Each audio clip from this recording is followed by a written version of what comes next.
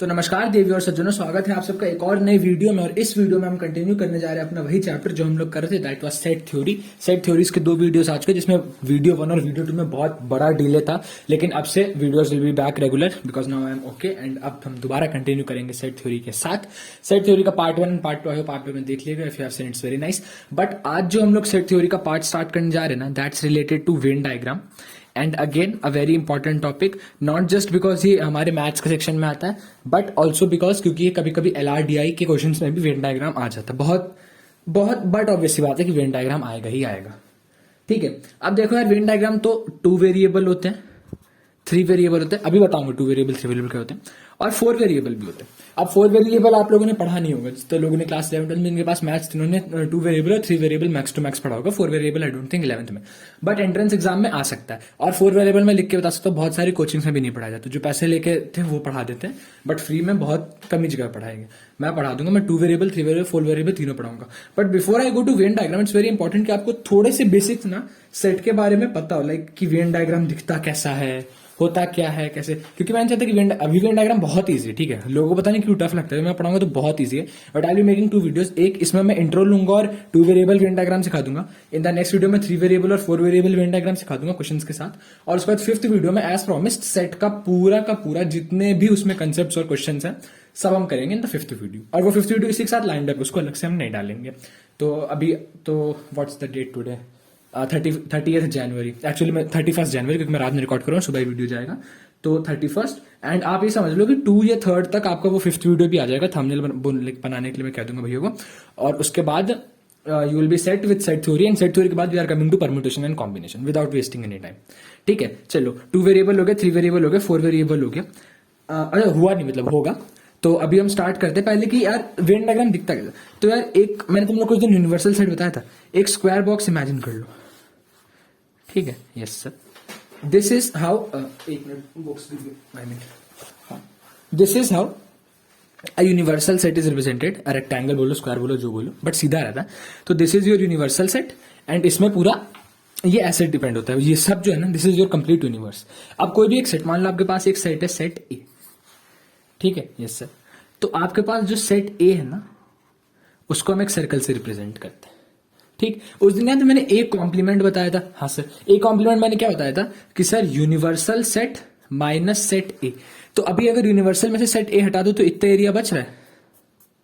Yes sir, इतना area बच रहा है। This is what we call as A complement, मतलब कि पूरे this rectangle was your universal set, this circle is your set A. तो ए कॉम्प्लीमेंट क्या हो गया, यूनिवर्सल सेट में सब कुछ अपार्ट द सेट ए।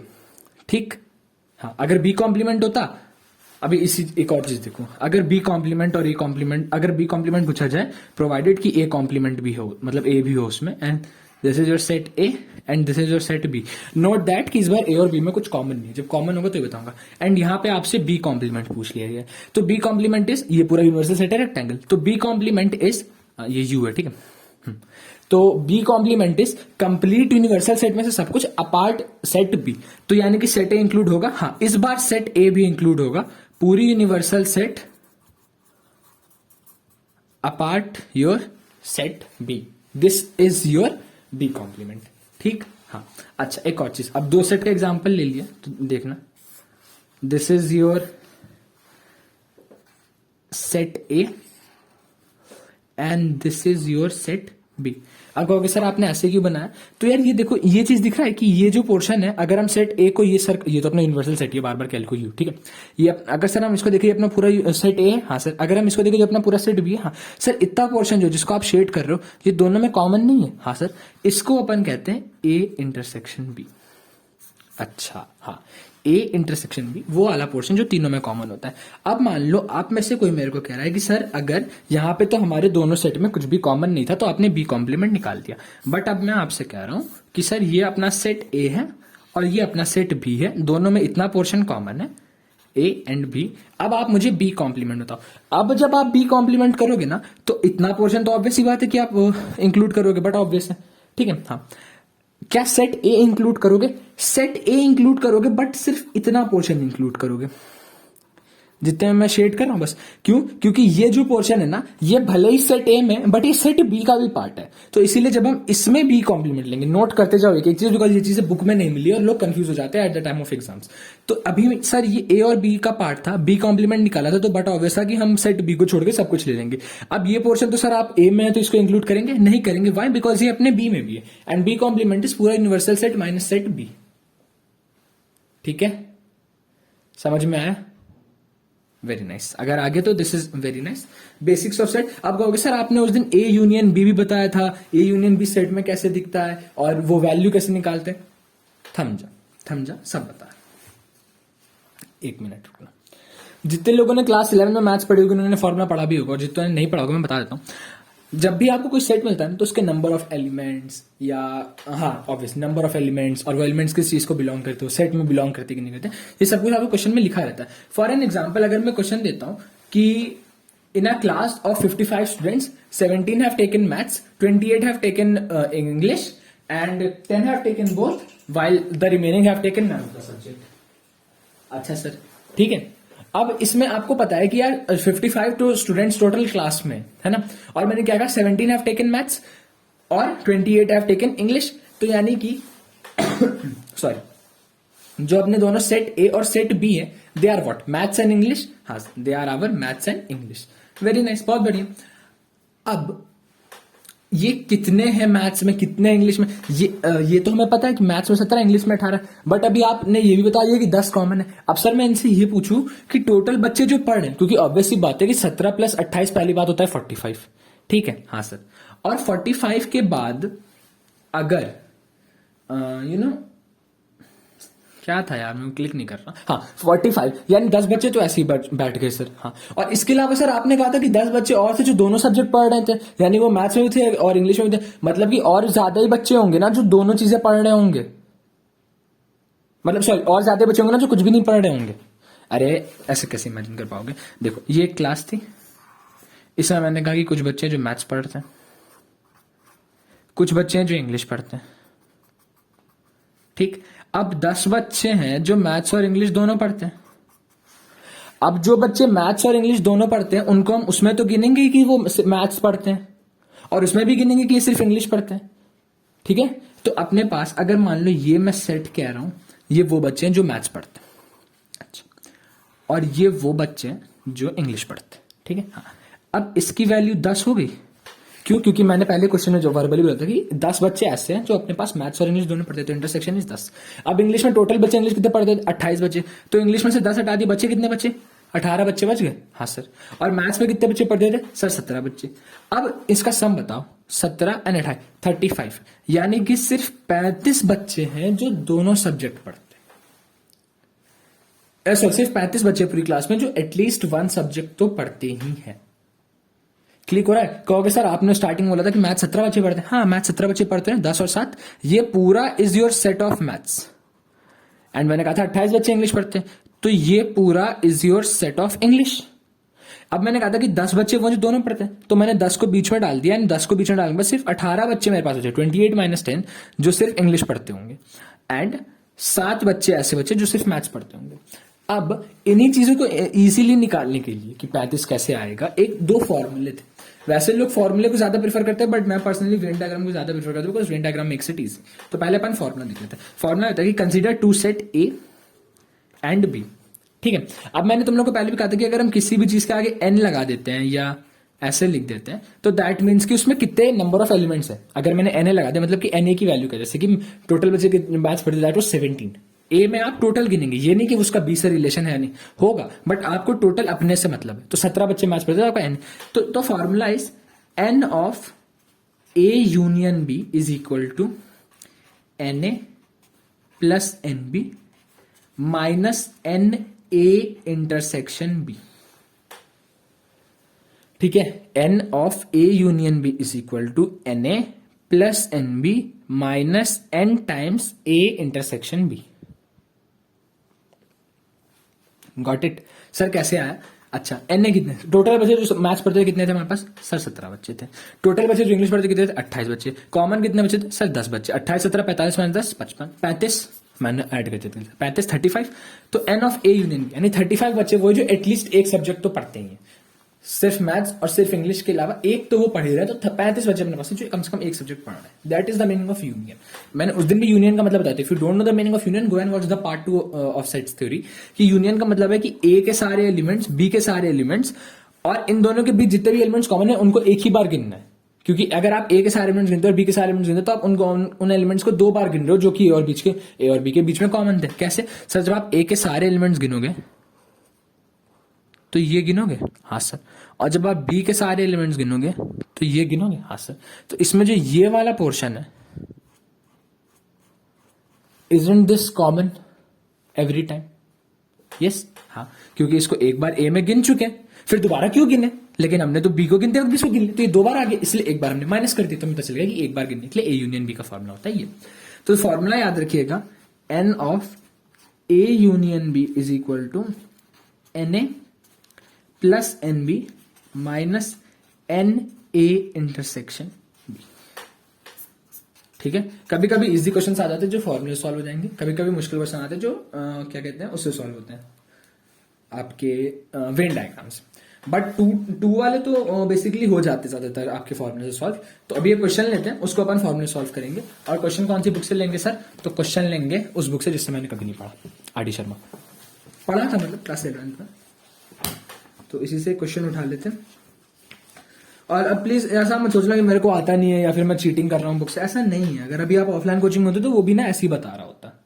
ठीक है, जो टीचर वहां पे होते हैं. द थिंग इज कि वहां पे आप फीस दे रहे होते हैं, तब आप कुछ कह ही नहीं पाते क्योंकि आपका से नहीं, यहाँ पे आपका से है. सो जो भी आपको बोलना है बोलो, नो प्रॉब्लम. ठीक है, this is a nice question. एक ही क्वेश्चन करेंगे मस्त सा, उसके बाद अपन सीधा वेन डायग्राम पे जंप मारेंगे. पॉज कर रहा हूं. ये अपना क्वेश्चन कह रहा है कि 200 individuals with a skin order C1 and C2, 120 have C1, 150 have C2, 30 have C1 and C2. मतलब कि केमिकल लग गया था कुछ लोगों के चेहरे पे, स्किन डिसऑर्डर. तो मैंने ऑर्डर कर दिया, टाइम नहीं था, मतलब टाइम या जगह नहीं थी. तो 200 individuals way tested with a skin order C1 and C2. 120 लोगों को C1 निकला, 150 लोगों को C2 निकला, एंड 30 लोगों को निकला C1 and C2. अब आपको बताना है वो लोग जिनको C1 या C2 दोनों था, दिस इज और, या फिर जिनको सिर्फ C2 था, ओनली C2, या फिर जिनको ओनली C1 था. एक और चीज हमेशा याद रखना कि एंड का मतलब होता है इंटरसेक्शन, एंड और का मतलब होता है यूनियन. वही यूनियन ए यूनियन बी वाला और वही इंटरसेक्शन ए इंटरसेक्शन बी वाला. ठीक है, याद रखना. एंड का मतलब इज इंटरसेक्शन और का मतलब इज यूनियन. ये मत कहना पहले क्यों नहीं बता, यही बताते हैं, या फिर मैक्स टू मैक्स हम वहां बता देंगे वेन डायग्राम में. तो अब से याद रखना कि एंड का मतलब इज इंटरसेक्शन और का मतलब इज यूनियन. तो क्वेश्चन कह रहा है कि 120 have been expose to C1, 150 have been expose to C2. अब देखो, अगर मैं C1 को यहां पे लिख देता हूं पहले से, C1 को मैं A मान ले रहा हूं एंड मैं C2 को B मान ले रहा हूं. अब C1 और C2 का मतलब होता है A यूनियन B. क्यों? या तो C1 या तो C2, नहीं कह रहा है, हाँ, या तो C1 या तो C2. तो A यूनियन B में क्या आ जाएगा? सबसे पहले आ जाएगा C या C2 minus N A intersection B. NA was how much? 120 plus 50 minus 30, that is 140. Yes, A union B was 120 plus 50 minus 30. आपको अभी 30 क्यों? Because 30 was common. अगर मैं सिर्फ वो वाले पोर्शन गिनूं जिनको C1 है तो वो ये हो गया. अगर मैं वो वाले पोर्शन गिनूं जिनको C2 है तो वो ये हो गया. अब इतना पोर्शन कॉमन था ना, एंड ये पोर्शन कितना था? 30, क्योंकि 30 लोगों को दोनों था, तो इसकी वैल्यू 30. तो C1 एंड C2. समझ में आ गया? Very nice. अब कह रहा है ओनली C2. अच्छा, C2 कितने लोगों को हुआ है? 50 लोगों को. इसमें से कितने लोग हैं जिनको C1 एंड C2 दोनों हुआ है? 50 में से 30 लोग ऐसे हैं जिनको C1 भी है. तो कितने बचे? 20. तो 20 लोग हैं जिनको बस C2 हुआ. What's the next thing saying? Only C1 कितने लोगों को हुआ है? 120. इतने में से कितने लोग हैं जिनको C2 हुआ है? 30 लोग. 30 लोग को C1 एंड C2 दोनों. तो 120 माइनस 30 इज इक्वल टू 90. तो सिर्फ 90 लोग वो बचते जिनको बस C1 हुआ, बिकॉज टोटल अपने पास C1 हुए लोग 120 थे, जिसमें से 30 वो लोग थे जिनको C1 एंड C2 दोनों था. तो 120 माइनस 30 इज इक्वल टू 90. समझ में आया? थोड़ा देर बैठो और खोपड़ी लगाओ, ऐसे दिमाग चलाओ. कभी कभी दिमाग चलाना चाहिए इंसान को, अच्छा रहता है सेहत के लिए. ठीक है, चलो अब पेज पलटते हैं, और इस पेज को पलटते ही जरा सा आर डी शर्मा को बंद किया जाए। इस पेज को पलटते, now we are going to start basically the what is Venn diagram. Sir वो 3 वेरिएबल वाला आपने फॉर्मूला नहीं पता? हाँ, क्यों? क्योंकि अभी मैं 2 वेरिएबल वेन डायग्राम सिखाऊंगा। 2V का मतलब है 2 वेरिएबल वेन डायग्राम, ठीक है? Yes sir. तो 2 वेरिएबल वेन डायग्राम के लिए, एक मिनट, 2 वेरिएबल वेन डायग्राम के लिए अपने को फिगर इमेजिन करना आए ना आए, बट दिमाग लगाना सिखाना चाहिए। याद है वहां पे मैंने आप लोगों को एक वर्ड सिखाया था, यूनिवर्स, जिसमें सब कुछ आता है। तो सब कुछ मतलब टोटल सब कुछ। तो यहां पे ना अपन डोनेट करते हैं उसको टोटल से टी, ठीक है? कुछ मेरे टर्म्स नहीं, बट ये बट ऑब्वियसली चीज है, ठीक है? अभी मैंने बताया था वही स्कूल वाले एग्जाम्पल में, कुछ को मैथ्स पसंद थी, कुछ को इंग्लिश, कुछ को कुछ भी नहीं पसंद था। उनको हम कहते हैं एन से नन, जो ना ए में आते हैं ना बी में आते हैं, ठीक है? अब अपन डोनेट कैसे करते हैं? सपोज अगर मैं आपसे कह दूं कि भाई A is the set for people who like tea, this is the best example for 2 variable Venn diagram, tea and coffee. तो A is the set for people who like tea and B is the set for people who like coffee, spelling सही है? हाँ। And T is the total. अब total क्या, दुनिया के सारे लोग यहाँ पे आप नहीं मानते, भले यूनिवर्स में याद दिला देता हूँ कि दुनिया में सब कुछ, बट यहाँ पे आप टोटल में आपको हमेशा बताया जाता है कि भाई 100 लोगों का सर्वे किया गया या 50 लोगों का सर्वे किया गया या 80 लोगों का सर्वे किया गया, इट वॉज फाउंडेड आउट कि भाई ऐसा ऐसा है, मेरे को बता दो कि आपको चाय पसंद है या कॉफी पसंद है। तो अब क्या करना है, अपने को एक बात हमेशा याद रखना है कि ये एक मिनट ब्लू पेन पैरो, ठीक, हाँ, ये है अपना total, right? Yes sir, this is total. अब मैंने लिख दिया this is your set A and this is your set B, ठीक है? ए लोगों ने कहा कि मुझे टी पसंद है, बी लोगों ने कहा मुझे कॉफी पसंद है, एंड सी लोगों ने कहा कि भाई मुझे दोनों चीज पसंद है, चाय भी और कॉफी भी। बट ऑब्वियस मुझे वैसे चाय ज्यादा पसंद है, बट कॉफी पीता हूँ रात में जगने के लिए, तो चाय भी पी सकते हो, कोई बड़ी बात नहीं। बट एनीवेज, तो ए और बी, जिसमें सी लोग हैं जिनको ए और बी दोनों पसंद। अब देखो, अब मैंने सिंबल क्या लिया, don't get confuse between capital A and बड़ा। अब मैं कह रहा हूं छोटा ए वो है जिनको सिर्फ चाय पसंद है, देख भी सकते हो, और छोटा बी वो है जिनको सिर्फ कॉफी पसंद है, और सी वो है जिनको चाय और कॉफी दोनों पसंद है। अब मान लो आपसे कह रहा है कि tell me people who like either tea और कॉफी, ठीक है? आइदर का मतलब होता है ए और बी। अब ये चीजें लिखते जाना, अब इंपॉर्टेंट चीज आ रही है। तो आइदर का मतलब होता है ए और बी। ए और बी का मतलब है कि ए यूनियन बी, मैंने पहले भी बताया था कि और का मतलब है यूनियन। तो ए और बी में अपन लिखते हैं A plus B plus C. Next can be A and B, ठीक है? ए एंड बी, एंड का मतलब क्या बताया था? Intersection A intersection B, that is what, that is C. A intersection B is your C, got it? अगर मैं आपसे कहूं एग्जैक्टली 1, यानी कि या तो चाय या तो कॉफी, दोनों नहीं। ए और बी में क्या था कि या तो चाय या तो कॉफी, या फिर चाय और कॉफी दोनों, ठीक है? बट यहां पे मैं कह रहा हूं एग्जैक्टली ए, एग्जैक्टली 1। एग्जैक्टली 1 मतलब कि भाई कोई एक, या तो चाय पसंद हो या कॉफी पसंद हो, ये मत कहना कि दोनों पसंद है। आइदर में क्या होता है ना, आइदर में क्या चाय पसंद है या कॉफी पसंद है या दोनों पसंद है। बट मैं कह रहा हूं एग्जैक्टली 1, यानी कि बस कोई एक पसंद हो, तो that will be A plus B. अब आप कहोगे सर कोई ए पसंद हो तो सिर्फ ए नहीं लिखेंगे ना, ए आप तब लिखेंगे ये वाला अगर उसने कहा कि एग्जैक्टली टी, और बी आप तब लिखेंगे अगर उसने कहा एग्जैक्टली कॉफी। दिस इज और ये भी टी है टोटल वाला, ठीक है?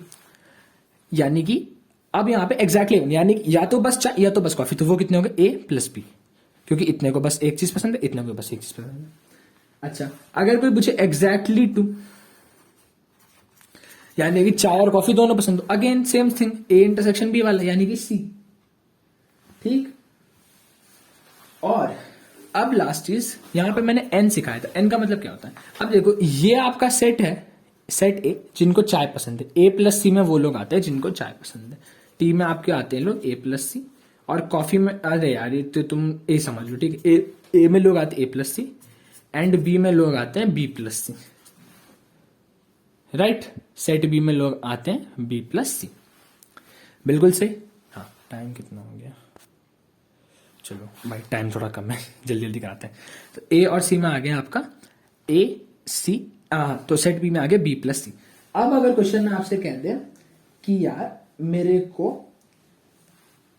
n लोग इतने भी मिले जिनको कुछ नहीं पसंद, तो इसको हम कह देते हैं none, because set A set B this is your total, total includes both none A and B all. तो नन वो थे जिनको कुछ भी नहीं पसंद था।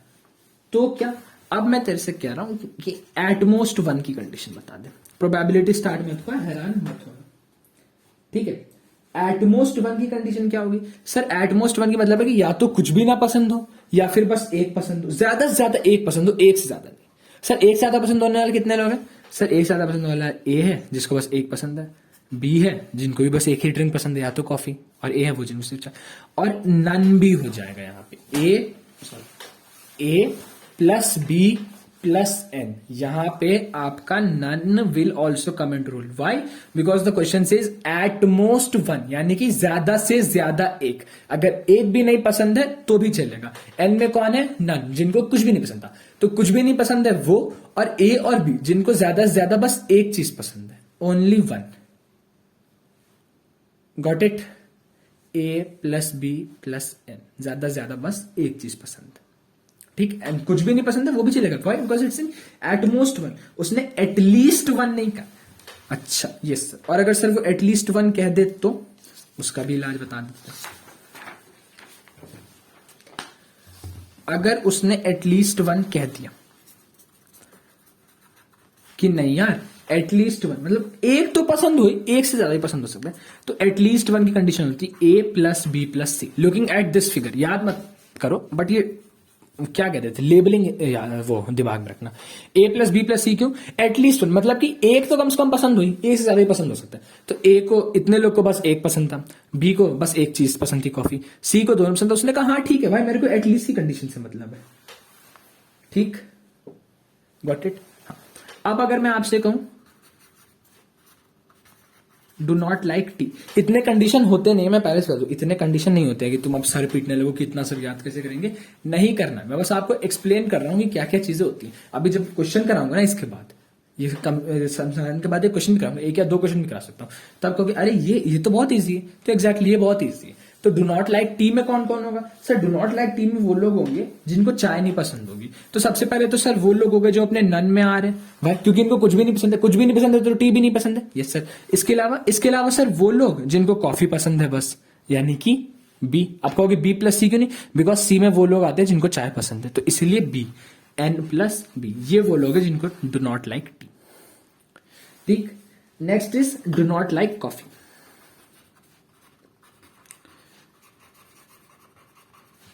Do not like coffee will be A plus n. क्यों होगा? टाइम स्टैम्प के साथ कमेंट करके आंसर बता देना। वैसे बहुत सिंपल बताना। डू नॉट लाइक कॉफी सबसे पहले नन, मैं ही बता दे रहा हूं, चलो। नन मतलब जिनको कुछ भी नहीं पसंद है, और ए जिनको सिर्फ चाय पसंद है। तो do not like coffee will be A plus N, ठीक। Very nice. अगर मैं आपसे कहूं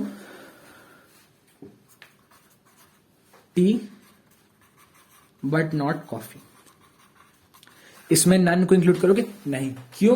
क्योंकि नन में वो लोग आ रहे हैं जिनको कुछ भी नहीं पसंद है, बट इसमें हम कह रहे हैं कि टी पसंद हो कॉफी ना पसंद हो, तो बचेगा सिर्फ ए। और अगर मैं कहूं कॉफी बट नॉट टी, तो आपका आंसर विल बी बी। क्यों? क्योंकि इनको कॉफी तो पसंद है ना, टी नहीं पसंद है। टी किसको पसंद है? जो सी की कैटेगरी में आ गए। समझ गए? Yes sir. अब एक फॉर्मूला याद कर लो, टी यानी कि total is equal to A plus B minus C. ओ ये दिस विल बी स्मॉल है, sorry this will be small है ना, होना तो स्मॉल ही चाहिए। A plus B minus C plus N, नहीं बड़ा है। याद रखना, हमेशा याद रखना, A plus B minus C plus N, this is the formula of total. ये फॉर्मूला हम वेन डायग्राम में यूज करते हैं। वेन डायग्राम में कैसे यूज करते हैं, that will be going to be skip to the good part, यानी कि इसी वीडियो में आगे कंटिन्यू करके अब मैं क्वेश्चन में बताऊंगा। अभी के लिए इतना जो समझाया उसको एक बार फिर से रिवाइज कर लो, नोट्स को पलटा के देख लो। If you have any doubt you can write down your doubts in the comment section, you can DM us on Instagram, you can contact us on Telegram, कोई दिक्कत नहीं है, ठीक है। तो T is equal to A plus B minus C plus N, समझ गए? Very nice. चलो moving to the question now. तूने जो ना कहा मैं वो सुनता रहा, खामखा बेवजह ख्वाब बुनता रहा।